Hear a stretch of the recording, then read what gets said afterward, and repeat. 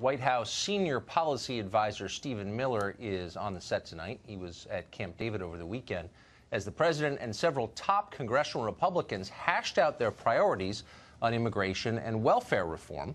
Miller then appeared on CNN yesterday to discuss all of this, but the conversation quickly went off the rails over Michael Wolff's new book. CNN pulled the plug on the interview. The reason why I want to talk about the president's experiences, what I've seen with him traveling to meet dozens of foreign leaders, with his incredible work. Okay, you're not answering the questions. No, I understand. You have 24 hours a day of anti-Trump material. You're not going to give 3 minutes for the American people to hear the real experience of Donald Trump. There's one viewer that you care about right now, and you're being obsequious. You're being a factotum in order to please him. Okay. No. And I think I've wasted enough of my viewers' time. You know who I Thank you, care Stephen. about? As Republicans, Hey, Jake, lawmakers call for Attorney General Jeff Sessions to resign. Well, that got pretty intense, and it continued during the commercial break. We know that because someone at CNN leaked a transcript of Miller's post-interview remarks. They were apparently on tape. It was all done in an effort to embarrass him, apparently. Stephen Miller joins us tonight.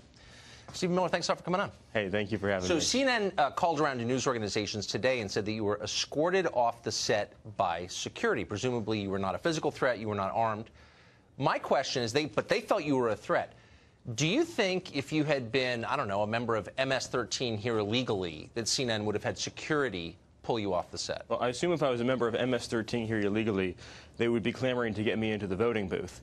But I think that, that like many things CNN says, this story has the most important virtue of all CNN stories of being not true. Well, here's what we know is true, and here's an amusing story, what was but not a true striking one. to me about the whole thing. So there was a video apparently taken without your knowledge of you on the set after the segment ended, during the commercial break, and someone, apparently from CNN, I don't know who else would have access to it, leaked that to other news organizations.